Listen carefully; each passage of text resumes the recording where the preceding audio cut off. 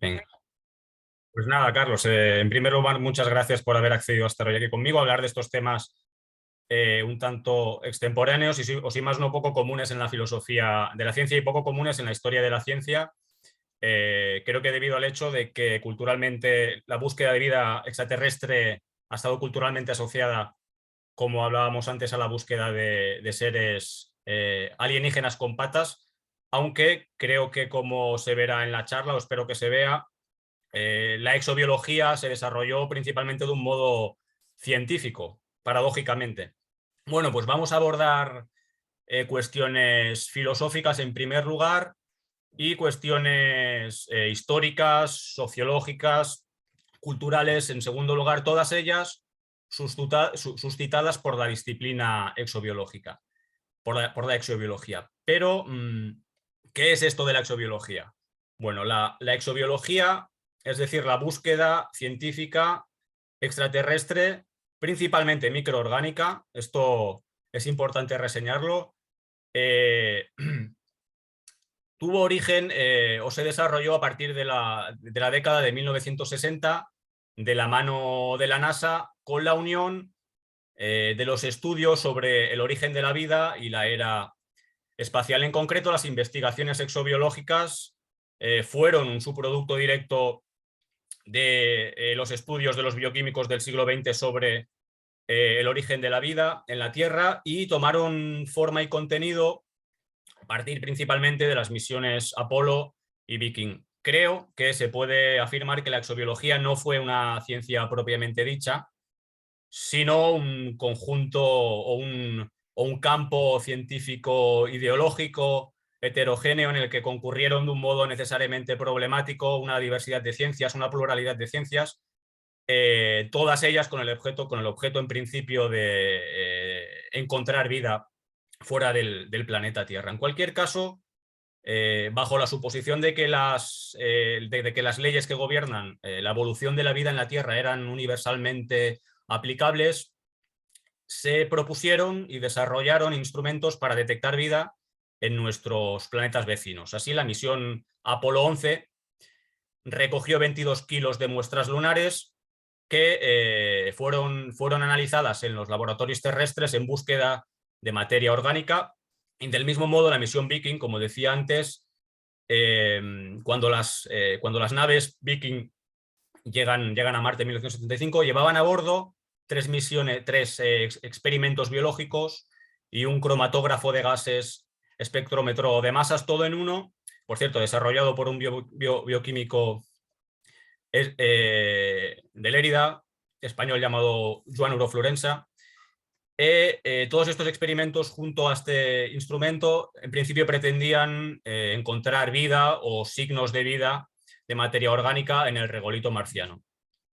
En cualquier caso, por el contrario, ni los análisis de las muestras lunares ni los resultados de los experimentos biológicos de Viking lograron encontrar signos evidentes de vida, aunque los experimentos biológicos de Viking fueron objeto de una enconada controversia que de algún modo llenó de contenido ontológico y nosológico el campo.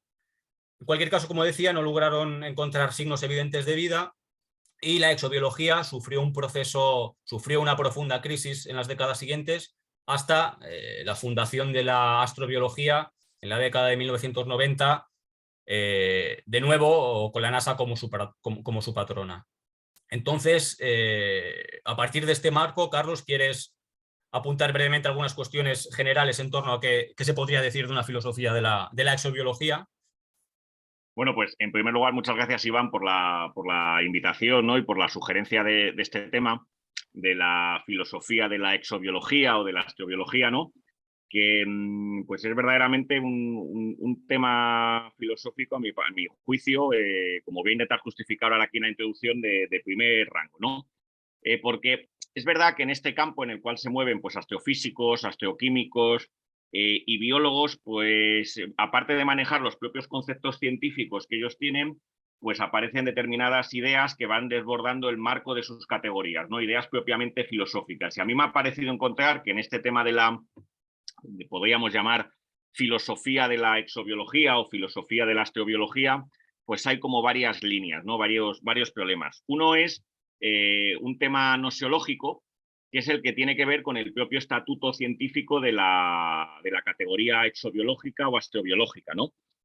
Claro, porque aquí siempre me acuerdo de aquello que decía Gustavo Bueno, ¿no? De que la exobiología se parecía a la teología porque tenía que comenzar demostrando la existencia de su objeto, a la manera de que la teología tenía que demostrar la existencia de Dios lo primero y a partir de ahí ya razonar, discurrir. La exobiología le pasaría en principio algo parecido, que tendría que demostrar la existencia de su objeto, la vida extraterrestre, y a partir de ahí ya pues discurrir.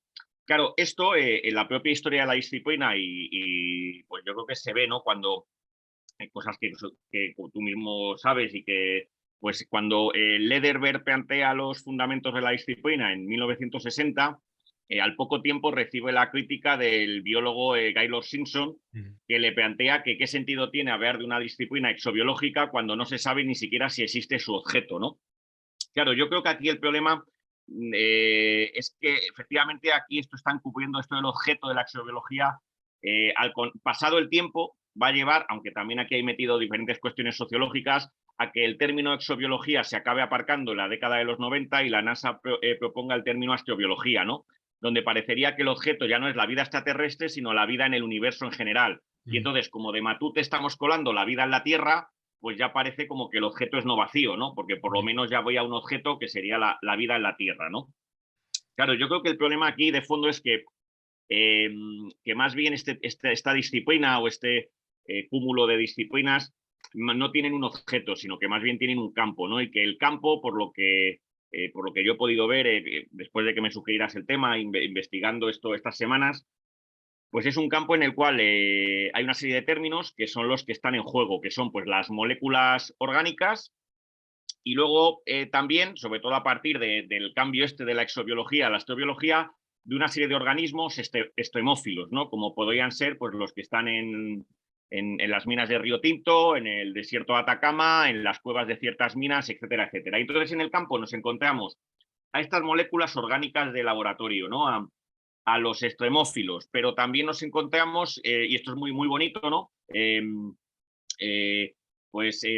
Una serie de materiales, como son los que has mencionado, las muestras lunares o las muestras marcianas, que son apropiados para la categoría por los propios robots de la NASA, lunares o marcianos, ¿no? Y también, y aquí sigo una metáfora de un borrador de un artículo que me pasaste, sí que es muy bonito, ¿no? La imagen de los meteoritos, ¿no? Cómo los meteoritos al impactar en la Tierra se están metiendo literalmente en la categoría, ¿no? Encaja perfectamente en este caso. Sí, sí, entonces es que es muy bonita la imagen esa de cómo al impactar en la Tierra, en cierto modo, están entrando en la categoría pues exobiológica, ¿no? Entonces tendríamos, por un lado, este problema noseológico, ¿no? El del estatuto noseológico, y que yo creo que esto nos va a salir ahora en varias preguntas, ¿no?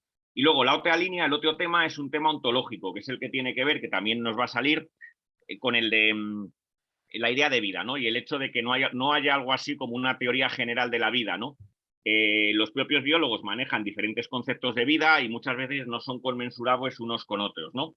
Y de hecho, todo ello se une a una crítica que se suele hacer, que claro, que es que estas teorías, por así decir, parciales de la vida están recortadas a la escala de la Tierra, ¿no? De la vida conocida en la Tierra. Entonces se supone que uno de los objetivos que tendría la astrobiología sería desbordar el marco del biogeocentrismo, ¿no? Siendo capaz de postular una biología que fuera, por así decir, universal, en el sentido de que valiese para todos los tipos de formas de vida, sean terrestres o no, ¿no? Sean, pues, como aquello que decía, bueno, ¿no? Lineanas o no lineanas. Y luego, pues hay una serie también de problemas por aquí relacionados ya más tangenciales con la exobiología, algunos incluso teológicos, ¿no? Que pues en España, por ejemplo, por lo que yo he podido ver, en el contexto anglosajón sí que hay personas que se han dedicado a esto de la filosofía de la astrobiología, aunque no son muchas. En el contexto hispano, pues es sobre todo un profesor, si no recuerdo mal, ligado al Centro de Astrobiología del CSIC y también no recuerdo si Deusto o la Universidad de Navarra, Roberto Arechaga, ¿no? Y también plantea aquí un problema que a mi juicio es muy interesante, ¿no? Un problema teológico, ¿no? En el hecho de que si hubiera vida inteligente, ¿no? Cristo se hizo hombre, pero Cristo no sabemos si se hizo extraterrestre, ¿no? Y entonces lo que quizás él aquí no se da cuenta es que estos problemas ya estarían en cierto modo tratados con el descubrimiento de América. Sería como revivir todas las polémicas sobre si cuando Jesús dijo a los apóstoles, y fui predicar por el mundo, ¿no? Si los apóstoles habían llegado o no a América, ¿no? Pues ahora sería otra vez. Los apóstoles, algún apóstol, ¿no? fue, o la Virgen del Pilar, ¿no? Que ya se sabe que es la patrona del puente aéreo, ¿no? Pues si también fue del puente aéreo entre planetas, ¿no? Y fue a llevar el mensaje cristiano, ¿no? Católico a otros planetas, ¿no? Entonces aquí ya se ve, ¿no? Pues esto, un poco como hay un montón de problemas noseológicos, ontológicos e incluso teológicos involucrados aquí. Pues bueno, siguiendo con... Me ha parecido muy acertado el tema de los apuntes relacionados con la teología y siguiendo con el tema de la bioquímica, como comentaba, los estudios sobre el origen de la vida y los bioquímicos decía que estuvieron en el origen de la exobiología y en el desarrollo de su historia, ¿no? Por ejemplo, en 1953, Harold Urey y Stanley Miller, basándose en los experimentos del bioquímico soviético Alexander Oparin sobre el origen abiótico de las primeras moléculas orgánicas, llevaron a cabo la síntesis abiótica de aminoácidos en el laboratorio, reproduciendo las supuestas condiciones de una supuesta tierra primitiva con una atmósfera reductora que contenía principalmente compuestos de carbono. El hecho relevante es que el experimento Miller-Urey en principio demostraba que la materia viva no requería oxígeno para originarse y desarrollarse y por tanto cabía postular su existencia en otros planetas.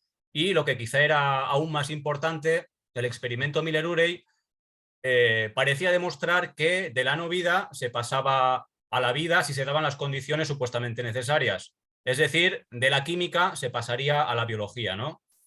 Entonces, en los presupuestos del experimento Miller-Urey sobre el origen de la vida, encuentras conexiones con nuestra tradición filosófica y por otro lado, teniendo en cuenta que el experimento, perdón, que la elaboración de la Tierra primitiva era ya en sí misma un presupuesto y una construcción de laboratorio, ¿en realidad este experimento decía algo sobre el origen de la vida?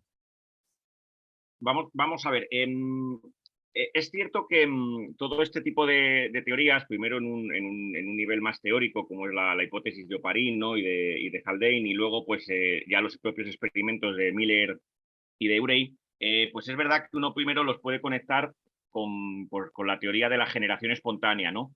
Lo que no tengo yo muy claro es si esa conexión, que sin duda alguna hay analogías, también hay ciertas diferencias, ¿no? En el sentido de que yo creo que la teoría de la generación espontánea pues suponía que el sistema donde se generaba la vida estaba aislado.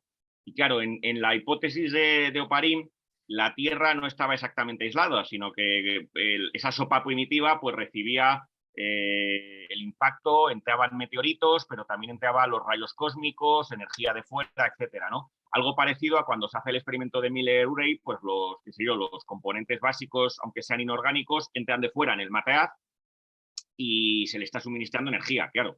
Entonces, yo creo que más bien la relación con nuestra tradición, más que con la generación espontánea, sin perjuicio, ya digo, de que haya continuidades, tiene que ver con lo que plantea de ruptura con la ley de la biogénesis de Pasteur, ¿no? La idea de que todo ser vivo procede de otro ser vivo, ¿no? O en la versión de Virchow, ¿no? De que toda célula proviene de otra célula, ¿no? Y lo que está planteando, en cierto modo, estas teorías de la abiogénesis, ¿no? Entran en conflicto con la teoría clásica, ya digo, de Pasteur, ¿no? Claro, y lo que están planteando es muy interesante, ¿no? Porque es lo que habían planteado yo creo que Pasteur y Virchow era como una especie de cierre fenoménico de la categoría biológica, ¿no? Todo ser vivo procede de otro ser vivo, toda célula procede de otra célula, por lo tanto no nos salimos nunca de la categoría biológica. Claro, lo que aquí se está planteando es apelar a otras metodologías para, por así decir, conectar la categoría biológica con la categoría de la física y de la química, ¿no? Y entonces, aquí hay dos metodologías, que yo creo que es la que están en juego en cómo las lecturas que se suelen hacer del experimento pues, de Miller-Urey y de la teoría de Oparin y Haldane. Y es, por un lado, la metodología de la reducción, ¿no? Donde se reduce la biología a física y química. Y por otro lado, también, si no se quiere ser tan estricto como una metodología reduccionista, pues se apela a la idea de emergencia, ¿no? Como sí, efectivamente, todo procede de la física y de la química y de ahí emerge la vida. Claro, que el mecanismo de la emergencia en el fondo nos pone próximos, y esto es algo que Íñigo Ongay siempre ha señalado muchas veces, pues a una especie de creación ex nihilo, aunque recubierta bajo la idea de pues del término emergencia, que tiene bastante prestigio en la comunidad científica, ¿no? Claro, yo aquí habría que señalar varias cosas, ¿no? Y es que, por tal y como yo lo entiendo, ¿no? El experimento de Miller-Urey, que es sin duda alguna importantísimo, lo que muestra es que es posible pasar de moléculas inorgánicas a moléculas orgánicas, ¿no? Ya sean aminoácidos, que es en el caso del experimento original, o en el caso pues del científico que tú estás haciendo la tesis de Oro, ¿no? Como pues en el texto que me pasaste, es que él que incluso llegó a publicarlo en Nature, ¿no? El experimento de que se puede llegar a adenina, es decir, uno de los componentes de los ácidos nucleicos, ¿no? Claro, por lo que yo tengo entendido, incluso se puede llegar a construir coacervados, es decir, proteínas que tienen una estructura que parece que tiene una especie de protomembrana. Bueno, muy bien, vale, todo eso está perfecto, pero una cosa es que de las moléculas inorgánicas pasemos a que se generan moléculas orgánicas y otra cosa es que de las moléculas orgánicas eso sea la vida. Claro, porque la vida tendría que suponer que tenemos un sistema autorreplicativo dotado de metabolismo y que es capaz de evolucionar en contacto con el medio ambiente. Lo que quiero con eso señalar es que, siendo un gran paso, lo que estamos haciendo es pasar de la química inorgánica a la química orgánica, pero todavía no hemos llegado ni mucho menos a la biología. Quiero decir que hay un hiato, un salto importantísimo, y por eso es por lo que el materialismo filosófico y bueno, cuando trataba estos temas del origen de la vida, él enseguida decía que sí, que efectivamente, por decirlo en nuestros términos, M2 surge de M1, pero decía, ojo, a través de M, es decir, había que intercalar la materia ontológico general en un razonamiento que él llamaba pues una anamorfosis absoluta, y que es un razonamiento apagógico, en el sentido que el objetivo que tiene es está dirigido contra la metodología de la reducción, pero también contra la metodología de la emergencia, diciendo, alto ahí, que aquí falta algo porque sigue habiendo un salto tremendo entre la física y la química y la biología. Bueno, y esto me lleva a la segunda pregunta, ¿no? Que me hacías, ¿no? ¿En qué sentido está la hipótesis o el experimento está reproduciendo o representando la situación o las condiciones de la Tierra original, la sopa primitiva, etcétera? Bueno, claro, ese pasado ya no existe, por lo tanto no tiene ningún sentido pensar que lo estamos reproduciendo o representando, salvo que uno se ponga en el punto de vista, qué sé yo, de Dios Padre, que todo lo ve y entonces es capaz de saber que efectivamente estamos en el laboratorio recreando la misma situación original que allí tenían. Entonces, ¿qué es lo que estamos haciendo más bien? Pues yo creo que lo que estamos haciendo es reconstruir, hacer una reconstrucción donde tenemos materiales, que son las moléculas inorgánicas, reliquias, porque también, obviamente, todas estas hipótesis están basadas pues, en diferentes experimentos biológicos, pero también en lo que arroja el registro fósil, las cadenas evolutivas, etcétera, etcétera, ¿no? Y entonces, más que hablar, ya digo, de que estamos describiendo el pasado, un pasado que no existe, o reconstruyendo, o reproduciéndolo, representándolo, lo que estamos más bien haciendo es reconstruirlo, ¿no? Es un poco aquello que decía Bueno en ensayos materialistas con respecto al Jurásico o en teoría del cierre categorial con respecto al Cámbrico, ¿no? Que más bien son los científicos los que están conformando, construyendo ese pasado, ¿no? Y entonces yo creo que lo que está pasando aquí es eso, que en cierto modo estamos reconstruyéndolo, ¿no? Engarzando muchas cosas, desde materiales, experimentos, pero también teorías, también la impronta sociológica de la que hablaremos luego. Pues en la línea de lo que estás comentando, fue a partir de los trabajos de los bioquímicos y del acceso al espacio después del Sputnik soviético que se pasó a postular una idea más general, se pasó a postular al principio tímidamente la idea de un universo biológico, ¿no? Que hasta la fecha no se había planteado, si más no, dentro del campo de las ciencias, y sobre todo se pasó a creer en la idea de evolución cósmica, es decir, se extendió el concepto de evolución biológica al universo y se pasó a creer que la vida era un resultado necesario de la evolución del universo y no solo de la Tierra.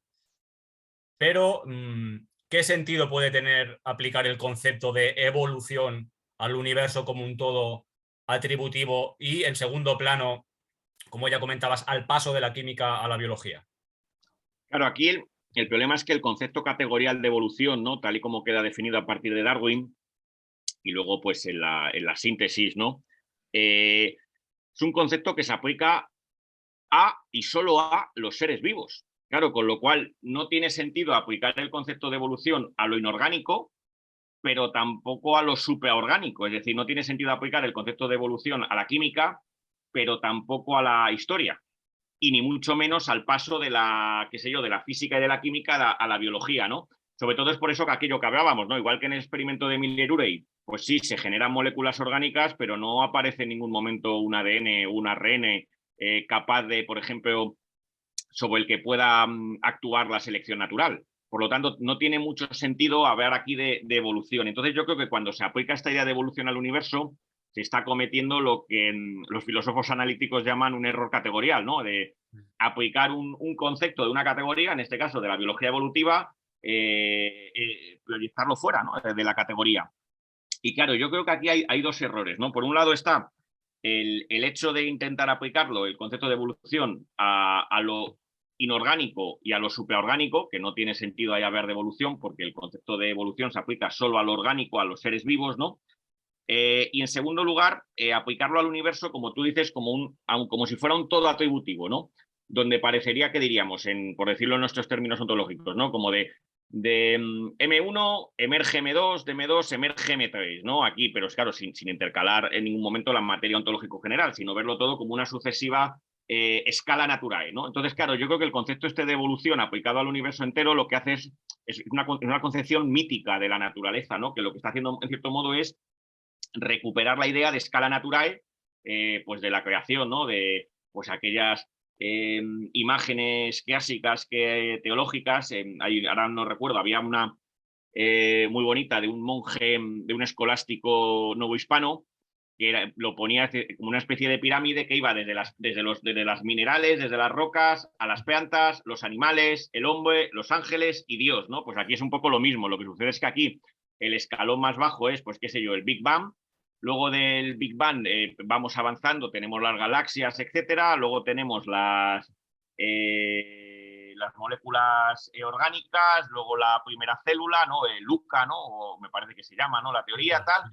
Luego ya los primeros animales, los dinosaurios, etcétera, hasta el hombre, ¿no? Que habría sustituido tras la inversión teológica a Dios Padre, ¿no? Claro, el problema es que aquí esto de poner en un mismo eje la historia cósmica, la historia de la vida y la propia historia humana, pues claro, es saltarse a la torera pues los cortes que hay entre las diferentes categorías, entre la categoría, qué sé yo, de la astrofísica, la categoría de la biología y luego pues la categoría de las ciencias humanas y sociales. Pues saltando ahora a la misión Viking, como he comentado antes, desde un punto de vista exobiológico, la misión Viking fue interesante sobre todo por los experimentos biológicos que se realizaron in situ por primera vez en un planeta extraterrestre, en este caso en Marte. Es indudable que la realización de experimentos in situ en un cuerpo extraterrestre tiene implicaciones que van mucho más allá de la ciencia y también es indudable que para poder llevar a cabo estos experimentos y la misión misma, Viking, Marte ya tenía que estar de algún modo categorizado, ¿no? Por tanto, ¿hasta qué punto y en qué sentido los planetas y el universo de las ciencias espaciales o de las ciencias de la vida aplicadas al espacio son una construcción tecnológica y teórica de las misiones o, por el contrario, son entidades que existen al margen de forma independiente, entidades sustanciales ya constituidas? Como la siguiente pregunta va a tocar lo del universo lo pospongo luego a la siguiente pregunta, ¿no? Que sé que vas a seguir planteando ese tipo de cuestiones de la conexión un poco de la exobiología y de la astrobiología con cuestiones de la filosofía de la ciencia, del realismo científico, etcétera, ¿no? Bueno, en el caso de los planetas, ¿no? Los planetas, yo lo que diría es que son, por decirlo un poco usando la nomenclatura, ¿no? De los términos del materialismo filosófico, son estromas, es decir, son términos que aparecen en el mundo anteópico, ¿no?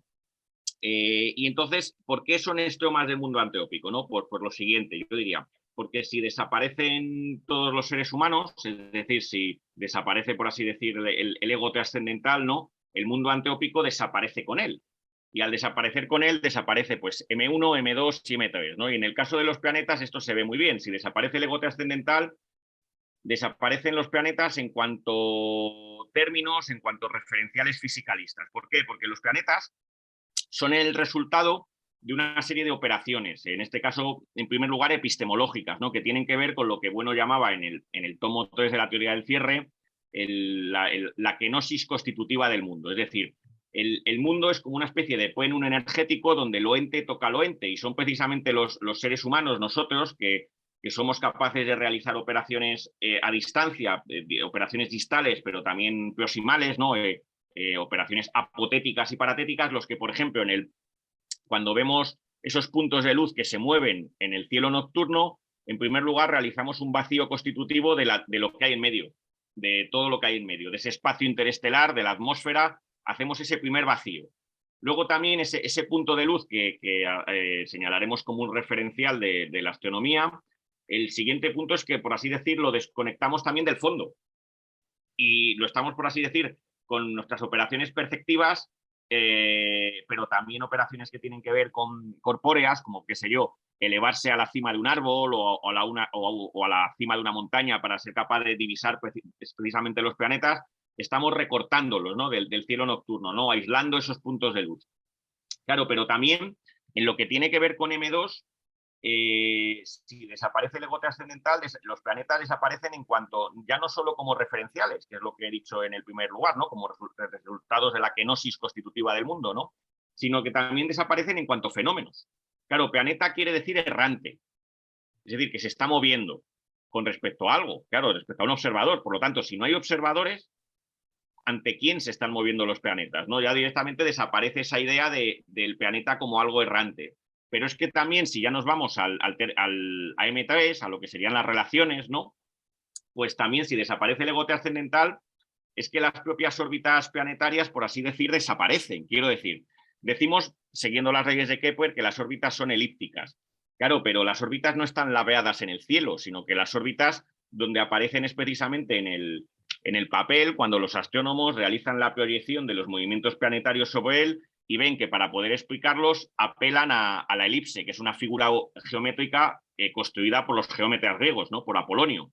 Entonces, claro, salvo que uno pues suponga que los conceptos matemáticos existen como quería Platón per se, pues es que también las propias órbitas se desestructuran, ¿no? Sin que eso quiera decir, ojo, que es que los planetas se muevan en parábolas o en hipérbolas. No, no. Lo que sucede es que al desaparecer el ego trascendental, no es que quede la nada, queda la materia ontológico general como una especie de magma perceptual, o como decía Bueno, como una especie de plenum energético, ¿no? Donde lo ente toca lo ente, pero no se puede pegar los cortes, porque precisamente los objetos aparecen como los resultantes de las operaciones humanas, ¿no? Claro, lo que sucede es que muchas veces cuando uno piensa que los planetas seguirían existiendo más allá del mundo anteópico, conviene recordar que, por ejemplo, los planetas no aparecen en el mundo de una garrapata o de un murciélago. Quiero decir que son estromas del mundo anteópico, pero no, por ejemplo, del mundo de determinados mundos zooteópicos. Es cierto que, por ejemplo, podemos pensar que cuando un lobo aúlla a la luna, pues algún tipo de kenosis está haciendo allí que está siendo capaz de distinguir la luna, ¿no? Pero claro, de ahí a pensar que los planetas existirían per se al margen de cualquier ego trascendental, sea zoomorfo, pues claro, en cierto modo, pensar que son configuraciones absolutas, ¿no? Entes sustanciales, ¿no? Al modo aristotélico, pues en cierto modo lo que nos está haciendo es, sin darnos cuenta, de matute estar poniendo otro ego trascendental, que sería como Dios Padre, que había decidido en el comienzo, ¿no? En su papel de dator formarum, cuáles habrían sido los objetos, ¿no? que componen el mobiliario del universo, ¿no? Y entonces, claro, lo que hay que señalar es eso, que si desaparece el ego trascendental, desaparecen, pues por ejemplo, los planetas, pero sin que yo quiera decir que quede la nada, queda la materia ontológico general. Pero ojo, la materia ontológico general entendida no como realidad absoluta, como a veces se interpreta, y que a mi juicio es un error, sino interpretada, porque si uno lo interpreta como realidad absoluta, estamos otra vez, por así decir, pensando que hay una realidad más allá de la nuestra, y como si la nuestra no fuera lo suficientemente sólida ontológicamente, ¿no? Sino que M más bien, la función que cumple en el materialismo filosófico es, por así decir, evitar el mundanismo, es decir, la tendencia a proyectar los estromas de nuestro mundo anteópico a la realidad absoluta, a la realidad en general. pensando como que hubiera esa realidad en general, ¿no? Cuando la idea de M no es la idea de nada, sino que la función que cumple, por así decir, es de sustancializar toda realidad anteópica. Claro, uno puede pensar que esto parece que nos está abocando una especie de relativismo o de constructivismo radical, ¿no? Pero como la siguiente pregunta tiene que ver precisamente con esto, ¿no? Con la posibilidad de, reconocido esto, defender un realismo que sostiene que las ciencias son, sin duda alguna, por así decir, la roca más firme en la que se apoya el materialismo filosófico, ¿no? Pues ahora enseguida lo aclaramos, ¿no? Que esto Claro, toca con tu siguiente pregunta. sí, ese es el problema que yo veo, pero que por lo que te he podido leer entiendo que tú lo solucionas a mi juicio de un modo totalmente satisfactorio, y es el hecho de que cuando la gente escucha pues argumentaciones como la tuya y cuando escucha que los planetas desaparecen si no hay un observador, pasan a creer que los planetas son un producto subjetivo o que son un producto cuando es todo lo contrario en realidad, ¿no? Entonces mi siguiente pregunta es ¿qué tipo de realismo filosófico y en qué consiste tenemos que mantener para defender que los planetas no se esfuman por la lente de los telescopios o por las creencias de la comunidad científica dedicada a estas cuestiones, a este campo científico? Claro, este tipo de realismo filosófico es curioso porque, bueno, en la teoría del cierre, en el tomo 3, lo llama hiperrealismo y llega a decir que es la tesis más comprometida de la teoría del cierre categorial. Y luego, por ejemplo, en el artículo sobre la esfera y el descubrimiento de América, lo llama realismo dialéctico. Aunque es verdad que el tomo 3 de la teoría del cierre es posterior y, de hecho, en este tomo 3 remite al artículo de la esfera, ¿no? Claro, lo que la teoría del cierre hace es, por así decir, rectificar dialécticamente dos extremos, ¿no? Un extremo sería el que pensase que los términos y las estructuras científicas están, por así decir, estampadas en el mundo, ¿no? Y lo que único que hacen los científicos es descubrirlas, por así decir, desvelarlas, ¿no? Describirlas porque ya están ahí o representarlas porque también ya estaban allí puestas, ¿no? Claro, estas serían las tesis, por así decir, del realismo natural, ¿no? Un realismo, pues, podríamos decir, descripcionista o adecuacionista, ¿no? Por otro lado, el otro extremo es el extremo, pues, por ejemplo, de un extremo de los relativistas que piensan que no, que tanto los términos como las estructuras científicas son simplemente inventos arbitrarios de la comunidad científica, ¿no? Y estas serían las tesis, pues, por ejemplo, del relativismo social y de, por ejemplo, los teoreticismos más radicales, ¿no? Claro, lo que bueno hace es, por así decir, rectificar ambos extremos, el de pensar que las estructuras y los términos científicos son descubrimientos manifestativos de cosas que ya estaban allí y que simplemente emergen, pero también pensar que son inventos, ¿no? Y entonces él acuña el término descubrimientos constitutivos, ¿no? Para señalar que tanto los términos como las relaciones científicas, pues por un lado no son naturales, ya que dependen del recorte operacional, ¿no? Como en el ejemplo de los planetas, ¿no? De hecho, Bueno llega a decir en el artículo de la esfera, páginas 6-7, que son resultantes de las operaciones, dice. Ahora bien, del hecho de que no sean naturales, tampoco hay que concluir, y esta es la otra rectificación que hace Bueno, que sean culturales. Y dice, bueno, tampoco son culturales porque, pues, por ejemplo, a la hora de plantear las leyes de Kepler o de plantear la propia definición entendida como teorema científico de lo que es un planeta, ¿no? Pues se produce una neutralización de las operaciones. Claro, aquí hay que explicar una cosa, ¿no? Esa neutralización de las operaciones que eliminaría cualquier rastro de subjetivismo, ¿no?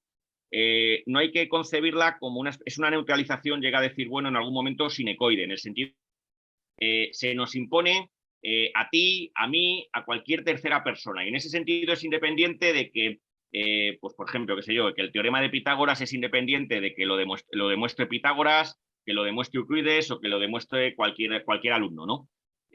Sin embargo, ello no hace que sea independiente, por así decir, de la que hace de todos los sujetos humanos, del ego trascendental. Quiero decir que es una neutralización sinecoide en el sentido que es independiente de SI o de SJ, pero no de S y SJ tomados como una clase atributiva, ¿no? Como el ego trascendental, ¿no?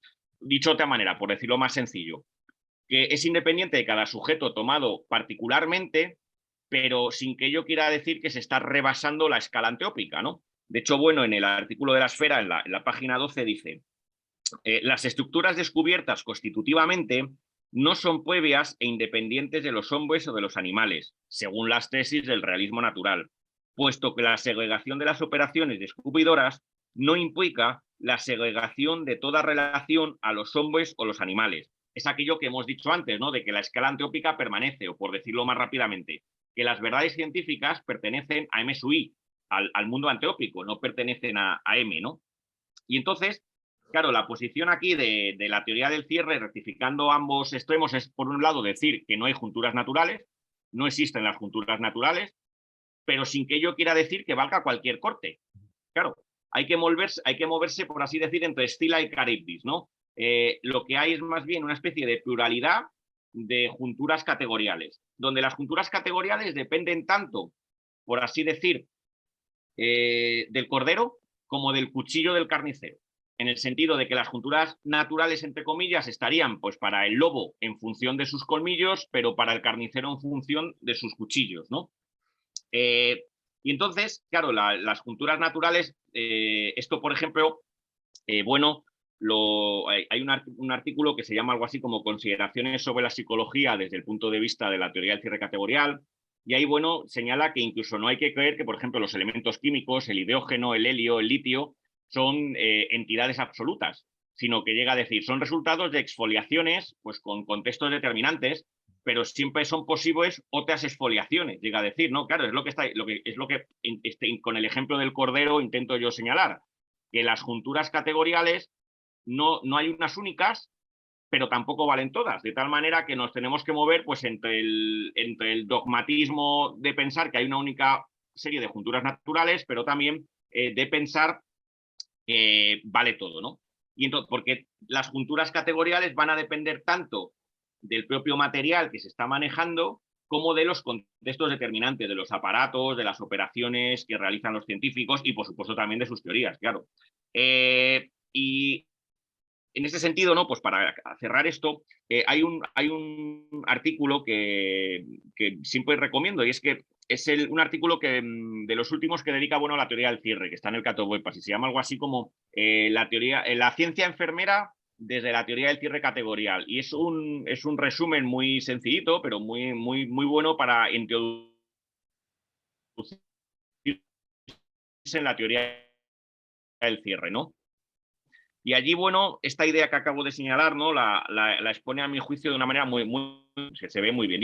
Dice, no es tanto un dominio o un campo coexistente el que da lugar al cierre de ese dominio o campo, sino de un campo del universo como una categoría noseológica. Entonces, bueno, lo que recuerda es que frente a la idea de Aristóteles de que había tantas ciencias como categorías, y dice, como si las categorías ontológicas determinasen el recorte de las categorías noseológicas, dice, nosotros sostenemos, dice que cuando partimos del supuesto de que los dominios o campos del universo fenoménico cierres los que las delimitan, determinando por tanto unos dominios o campos frente a los otros, había que concluir que serán los cierres establecidos de hecho en el material del universo aquellos que podrían servir de criterio para establecer las categorías de la realidad. O sea, tantas categorías como ciencias, ¿no? Que esta yo creo que es la tesis fundamental de la teoría del cierre, ¿no? La idea de que ontología y noseología están conjugadas una con otra. Saltando a la cuestión de las definiciones en torno a la vida, porque al final las misiones exobiológicas lo que van a encontrar supuestamente a nuestros planetas vecinos es vida y por tanto, además de llevar instrumentos consigo, llevan una determinada concepción de la vida, necesariamente una concepción que está de algún modo operativa a través de la operatividad, valga la redundancia, de los instrumentos, ¿no? Por tanto, una de las cuestiones centrales en la historia de la exobiología, como digo, que es la fuente de todas las disputas surgidas entre los diversos científicos y laboratorios, es la falta de una definición de vida. Se trata de algún modo de una incongruencia pues, epistemológica, podemos decir, subyacente que en muchas ocasiones, en realidad, aunque no esté, digamos, manifestada, es la causa de que no se llegue a una solución, como pasó con los experimentos Viking. Y en suma, las disputas que dieron forma y contenido al campo exobiológico surgen de que se trata de comprender el origen de la vida y su esencia, o se trata de encontrar vida en otro planeta, pero no se dispone de una teoría general de la vida y, como consecuencia de esto, las coordenadas epistemológicas de las ciencias implicadas, principalmente de la bioquímica y de la biología, de la física, de la química y de la biología, chocan y están en contraposición siempre, ¿no? Pero la cuestión que no se aborda y que te quiero plantear, que no se aborda por parte de los científicos, de los bioquímicos, de los exobiólogos, aunque ya no quedan, de los astrobiólogos, sino que poco a poco van habiendo más trabajos de filósofos de la ciencia, que son los que abordan esta cuestión, es si se puede encontrar vida extraterrestre sin saber qué es la vida. Y en este sentido, si se puede encontrar vida extraterrestre sin una teoría general de la vida y, en resumidas cuentas, si se puede elaborar una teoría general de la vida.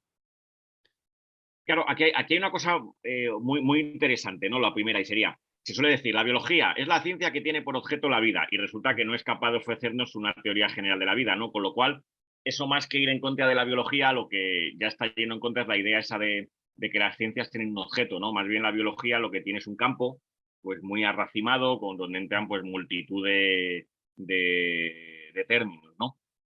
Ya encasados, ¿no?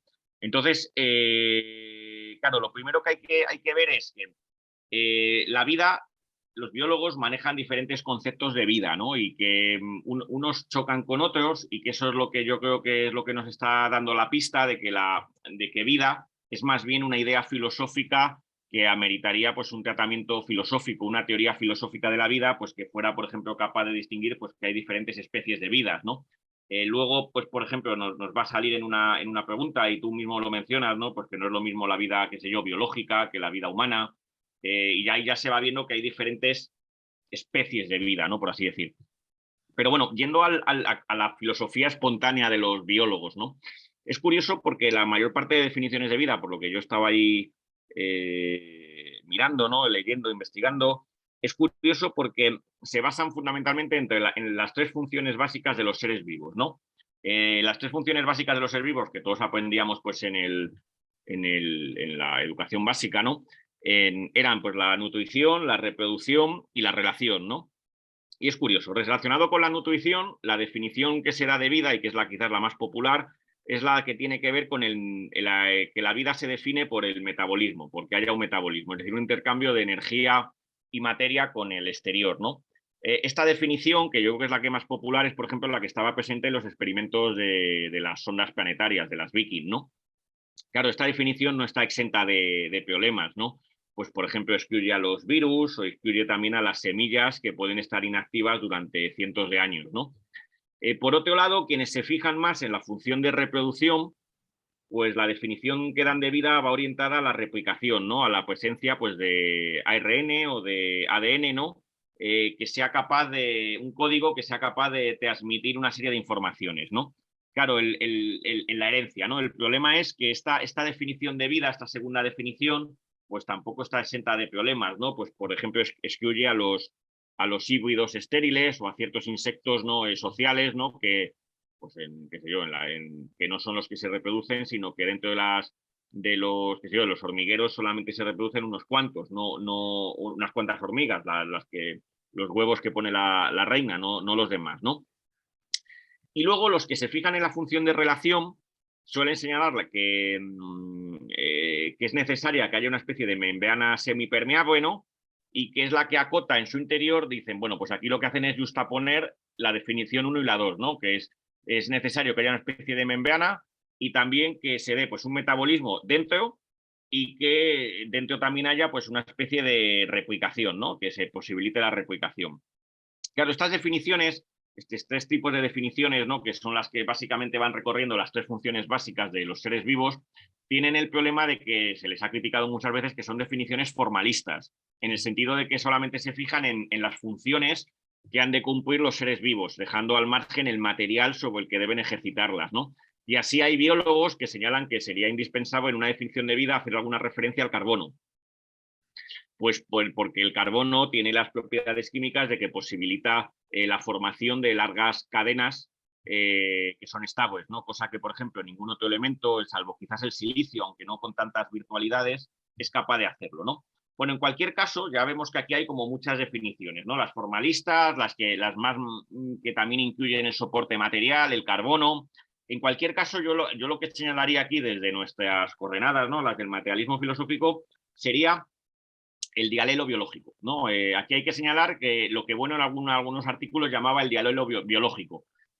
De igual manera que los paleoantropólogos, cuando explican el proceso de hominización, tienen que, en cierto modo, ya están presuponiendo al hombre actual, y aunque nos intenten decir que lo que están haciendo es explicarnos desde el pasado cómo llegamos al presente, en cierto modo tienen en todo momento presente al hombre actual para saber dónde quieren llegar, porque si no, no sabrían llegar al hombre presente, pues aquí sucede lo mismo, ¿no? De igual manera que los paleoantropólogos en el proceso de hominización pues suponen al Homo sapiens sapiens, ¿no? Digamos que los biólogos, los astrobiólogos, los exobiólogos tienen un dialelo biológico, están presuponiendo la vida en la Tierra tal y como la conocemos, y lo que hacen unos y otros es, algunos destacan unos hilos, otros destacan otros, sin darse cuenta de que es prácticamente imposible dar el corte. Es decir, que tienes que presuponer la vida tal y como está constituida a día de hoy para ser capaz de primero regresar y luego progresar de nuevo a la vuelta, ¿no?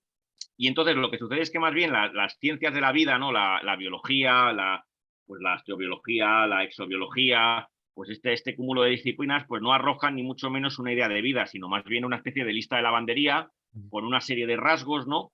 Donde no hay un único hilo que seguir, sino que hay una pluralidad y donde todos ellos se pueden ir rastreando hacia atrás, ¿no?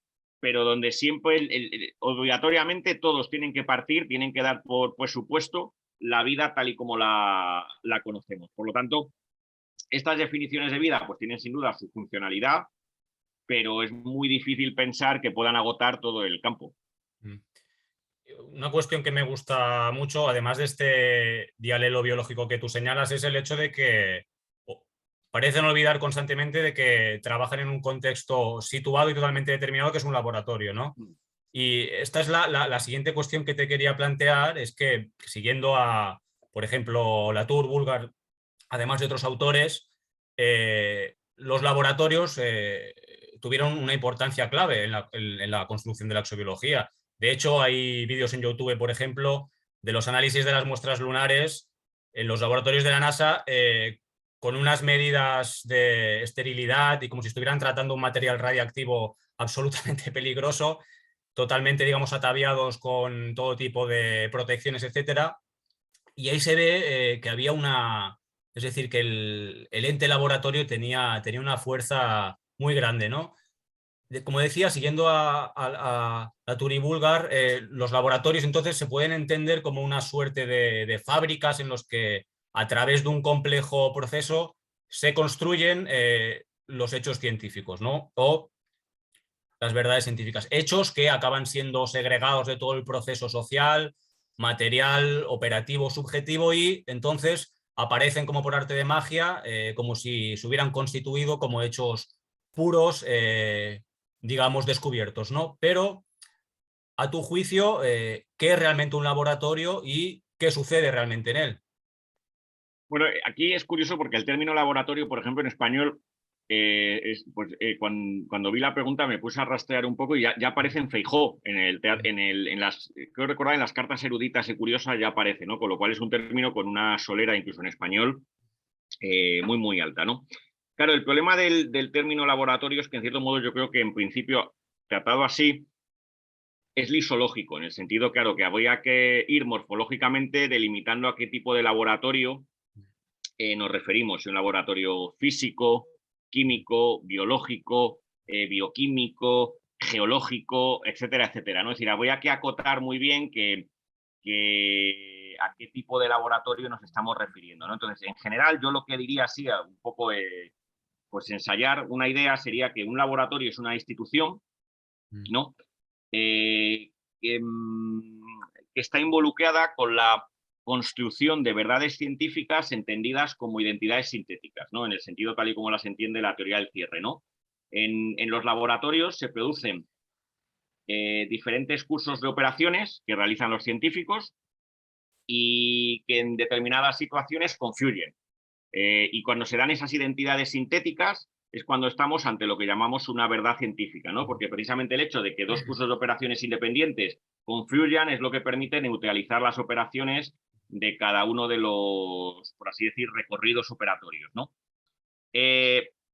Claro, aquí habría que señalar que esa confluencia de operatorios, esa confluencia de cursos operatorios se da en el marco de un contexto determinante, ¿no? Y esta es la clave del asunto, ¿no? Que si habría que señalar a los, por así decir, los protagonistas de un laboratorio son lo que Bueno llamaba contextos determinantes. Por cierto, no descubridores, que es que Bueno nunca decía contextos descubridores, decía contextos determinantes, porque son precisamente esa serie de aparatos técnicos, tecnológicos, ¿no? Porque para el materialismo filosófico las ciencias no provienen de la filosofía, de la teorización, sino que provienen más bien de las técnicas y tecnologías, ¿no? Y entonces, estos contextos determinantes son precisamente esa serie de aparatos técnicos, tecnológicos, que posibilitan precisamente que se den esta confluencia de cursos de operaciones y se den las verdades, aparezcan las verdades científicas, ¿no? Pues por ejemplo, hay un ejemplo que me ha parecido muy bonito, que en uno de los textos que me pasabas de la figura que estabas tú investigando de Oro, que es lo del cromatógrafo, pues que incluso lo llevan montada las Viking para hacer los análisis allí in situ, ¿no?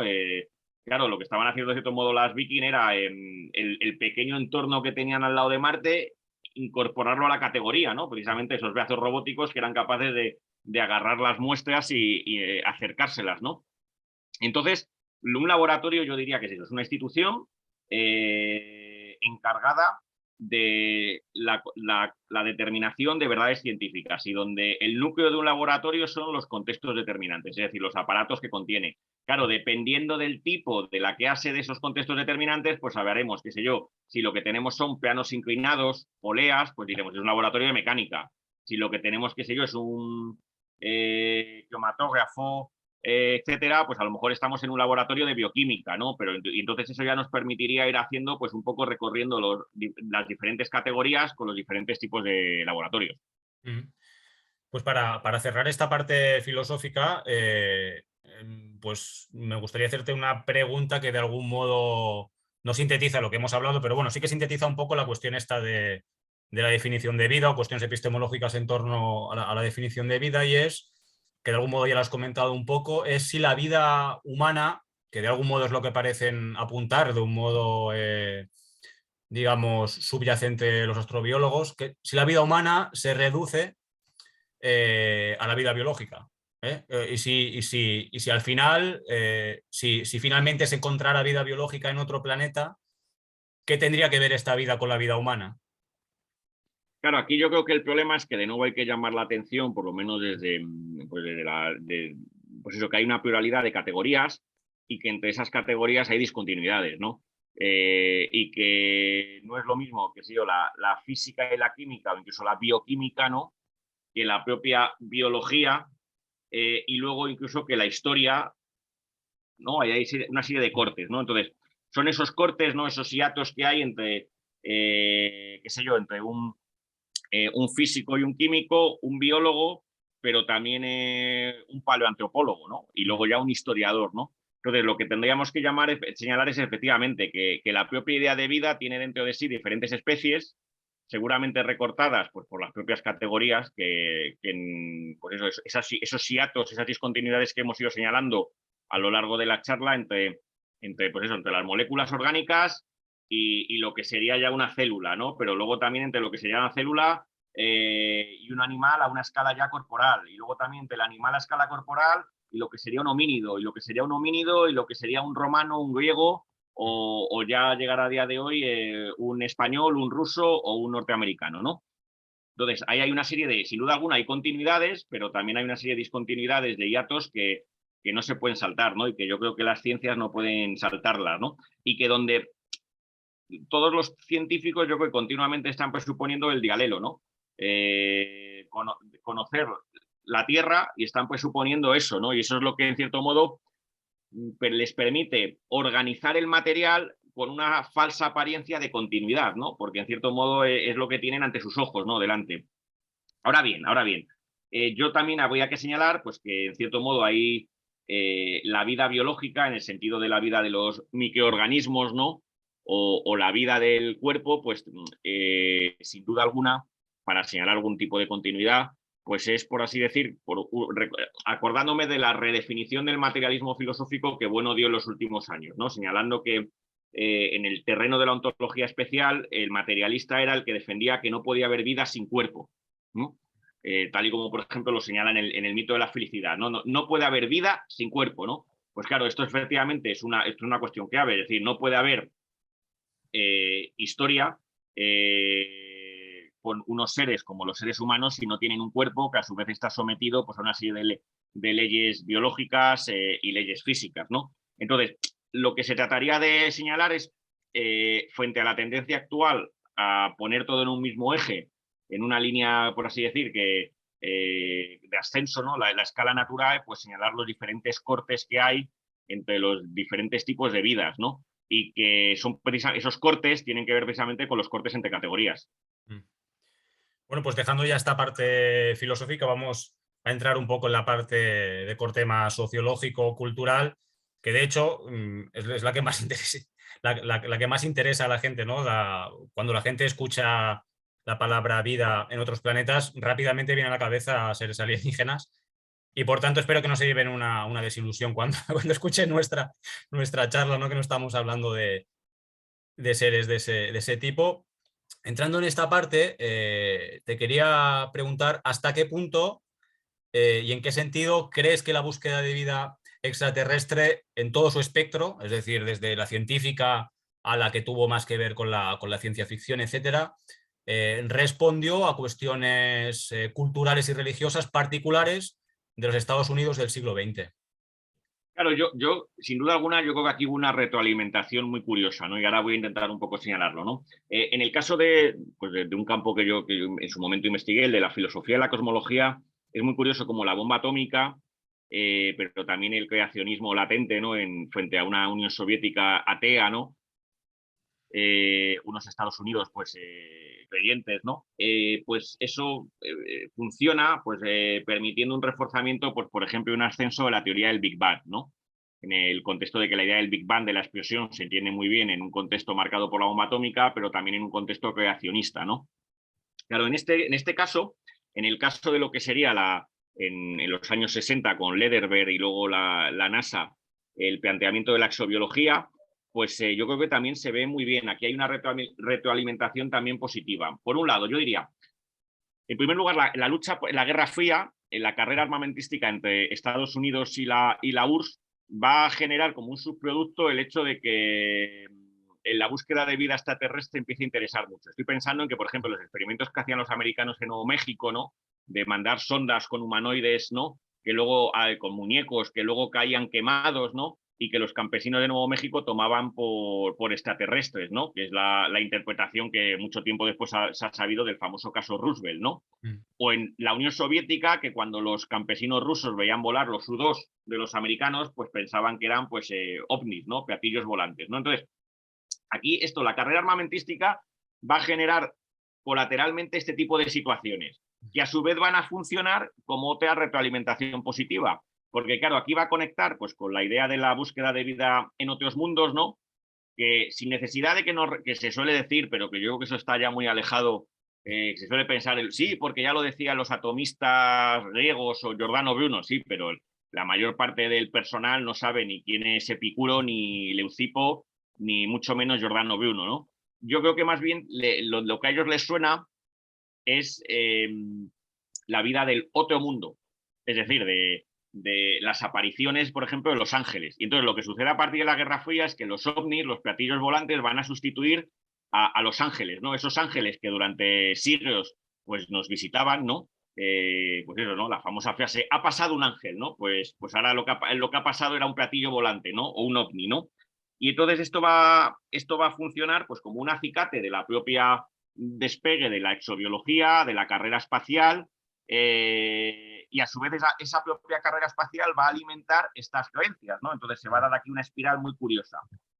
Y como contraprueba de esta teoría, se puede señalar que cuando acaba la Guerra Fría, ¿no? Y de hecho se produce la reestructuración de la NASA en los años 90, todos estos proyectos de búsqueda de vida extraterrestre muchas veces quedan aparcados. Esto coincide con la reestructuración de la exobiología como astrobiología, donde ya no tanto se apuesta por la vida extraterrestre, sino se empieza a mirar más, pues eso, a las minas de Río Tinto, al desierto de Atacama, a las ciénagas que hay en México, sino también con el hecho de que, por ejemplo, se privatiza el proyecto SETI. El proyecto SETI, que lo que hacía era buscar vida extraterrestre, intentando contactar con ellos con ondas de radio, porque las ondas de radio son las que pueden viajar a la velocidad de la luz, ¿no? Pues en esos momentos, en los años 90, que dependía de la NASA, se privatiza, ¿no? Y actualmente yo creo que sigue privatizado, ¿no? Entonces se ve muy bien aquí las conexiones entre Guerra Fría, la carrera armamentística y espacial entre la Unión Soviética y Estados Unidos, y cómo eso genera un interés por la vida extraterrestre. Bueno, y en el caso de España tenemos un caso muy interesante que a mí en su momento me ha interesado, que es el de los ulmitas, ¿no? Cómo en España se empieza a ver en los años 60 una serie de apariciones de supuestamente estarían, pues incluso se escriben cartas a diferentes personalidades, donde los extraterrestres ya estarían por aquí campando, ¿no? Por el Madrid del tardofranquismo, ¿no? Y es curioso porque estos humitas venían supuestamente de un planeta que estaba en una galaxia, ¿no? Cercano, no me acuerdo de qué estrella se llama, estrella Wolf o algo así, y donde en las cartas explicaban cómo era su vida, ¿no? Y entonces es muy curioso porque las cartas dicen que su vida está basada no en el carbono, sino en el criptón, ¿no? Y explican cómo funciona su vida. Claro, no tiene, aquello es un delirio total, porque el que escribió esto, que debió ser un tal, pues luego lo confesó años después, un tal Jordán Peña, que decidió, pues escribió esto y luego él mismo publicó el libro explicando estos casos, ¿no? Una especie de profecía autocumplida, ¿no? Pues aquí es igual, ¿no? Y es curioso porque, claro, el criptón es un gas noble, con lo cual es imposible que sea capaz de formar esas largas cadenas como las que forma el carbono, ¿no? Pero claro, todo esto, que también en España tuvo una importancia tremenda, acabada la caída de la Unión Soviética, ya nadie ve ovnis. Ya no vemos, y antes en España se veían cada 2 por 3, ¿no?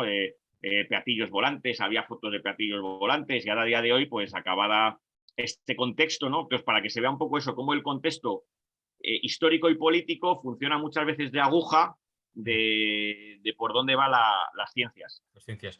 De hecho, un tema poco investigado aún y que sirve para reseguir esta vinculación entre, como dices, las cuestiones políticas y las cuestiones científicas es que el espectrómetro que sirvió para desarrollar la bomba atómica en el proyecto Manhattan es el instrumento o la técnica que sirvió para desarrollar esto con la que Joan Oro Florensa trataron de descubrir vida en Viking, ¿no? Quiero decir que los desarrollos, como siempre pasa, los desarrollos científicos, en este caso sirvieron para desarrollar nada menos que la bomba atómica, sirvieron después para tratar de, con muchísimas modificaciones, pero sirvieron para tratar de encontrar vida en este caso en Marte, ¿no? Por tanto, como comentas, el periodo de la Guerra Fría, entre otras muchas cosas, se puede definir como la era de la biología, dentro de la cual se encuadra la exobiología y en concreto se definió o se puede definir por una actitud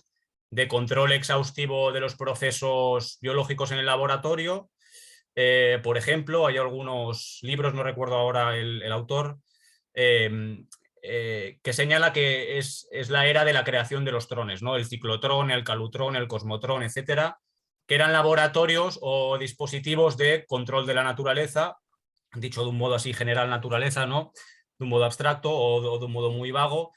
Y por tanto, en el campo exobiológico se pretendió, siguiendo esta actitud, que los componentes esenciales de la vida fueran el resultado de un proceso de síntesis totalmente controlado y seguro, de tal modo que se adoptó esta actitud de control sobre los componentes se creían esenciales de la vida, creyéndose que se podía sintetizar en el laboratorio, ¿no?